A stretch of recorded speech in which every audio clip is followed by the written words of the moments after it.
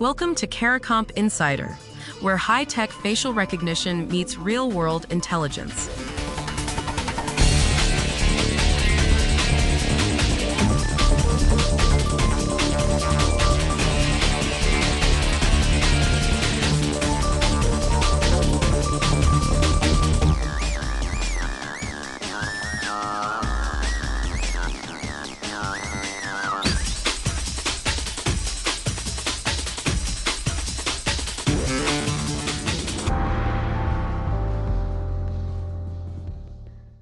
Every person in the European Union, roughly 450 million people, is about to get a digital ID wallet on their phone. And right now, the rulebook for how that wallet works is still being written. The deadline to weigh in is April 30th, 2026. After that, the rules lock in for a decade. That matters whether you investigate identity fraud for a living or you've never thought twice about showing your ID at a bar. Because these wallets won't just store a driver's license. They'll carry biometric photos, verifiable credentials, and a built-in log of every company or agency that ever looked at your data. If you've ever handed your passport to a hotel clerk and wondered what they did with your information afterward, this system is supposed to answer that question. The European Union Agency for Cybersecurity, known as ENISA, published a draft certification scheme for these wallets and opened it up for public comment. Ireland went a step further, inviting ordinary citizens to help shape which credentials go into the wallet first, and how the whole thing should feel to use. That's not how government ID systems have ever been built before. So the question running through this story is simple. Who gets to decide what your digital identity looks like? And what happens if the people who'll rely on it most don't speak up in time? Every EU member state must offer at least one certified digital wallet by the end of 2026. That's not a suggestion. It's a legal requirement under the updated eIDAS regulation, the EU framework that governs electronic identification. To make sure a wallet issued in Portugal works the same way in Finland, every country has to follow a shared architecture and reference framework. That framework spells out the protocols, the data formats, and the standards down to the technical layer. For anyone who's ever tried to verify a foreign ID document and hit a wall because two countries format things differently, that's the problem this solves. For the rest of us, it means proving your age to buy a concert ticket in Berlin should work the same way it does in Dublin. Now, ENISA committed about 1.6 million euros to support the certification process. They held a public webinar in early April and opened a formal comment period. That's significant because certification schemes like this usually get hammered out behind closed doors between regulators and vendors. This time, the agency is asking privacy advocates, technologists, investigators, and everyday people to flag problems before the standards become permanent. Ireland's government went even further, launching a testing phase where citizens can try early wallet features and submit feedback on what credentials should be prioritized. A government saying, "We want to hear the public's ideas and concerns about an ID system," and meaning it structurally, not just rhetorically, that's new. One of the sharpest tensions in the consultation involves biometric photos. The wallet's minimum dataset, the baseline information every wallet must carry, includes a facial image.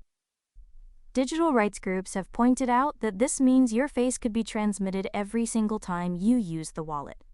Age verification at a website, signing a contract, ordering something online. Each transaction could send your biometric photo to a third party. An Austrian digital rights organization called Epicenter.works flagged something specific. A clause that originally protected users from certain kinds of biometric processing was removed from the regulation's text. If that protection doesn't come back, your face becomes part of the data packet every time you prove who you are. For investigators, that biometric trail could become powerful evidence in fraud or impersonation cases. For everyone else, it raises a straightforward question. Do you want your face sent to a retailer just to confirm you're over 18? Each wallet will also include a common dashboard. It shows the user exactly which organizations access their data, when, and for what purpose. And the source code behind the wallet is being released under an open-source license. That combination, a user-facing audit log plus publicly reviewable code, is designed to build trust.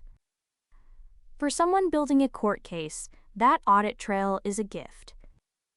Verifiable digital documents get created and transmitted securely each time the wallet is used, and the dashboard creates a record of every access event. That's the kind of chain of custody documentation that makes digital evidence hold up under cross-examination. For the person carrying the wallet, it means you can finally see who's been looking at your information, something no physical ID card has ever offered. But standardization isn't easy. ENISA's own certification experts have acknowledged that conflicting definitions between the EU Cybersecurity Act and the eIDAS regulation create real friction. What counts as high-level assurance under one law doesn't perfectly match the other. Adding more voices to the process, especially voices focused on privacy, could slow final certification and push past the 2026 deadline.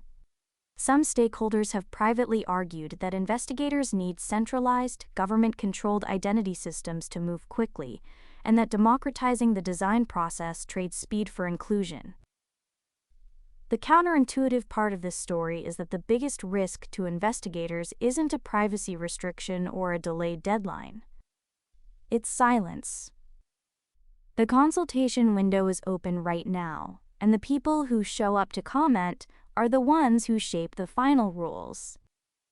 If the only voices ENISA hears belong to privacy advocates and tech vendors, the resulting wallet will reflect their priorities, not the needs of someone who has to present digital identity evidence in a courtroom. So 450 million people are getting a new way to prove who they are. The security standards, the privacy boundaries, and the biometric rules for that system are being decided through a public comment process that closes April 30th, 2026. What gets built into these wallets and what gets left out will shape how identity works across Europe for the next decade. Whether you verify identities for a living or you just want to know who's looking at your data when you flash your phone at a door, this is the moment the rules are still soft enough to push on. The written version goes deeper. Links below. Now you know something most people in this industry don't. Use it. And when you're ready to put it to work, caracomp.com. We'll see you tomorrow.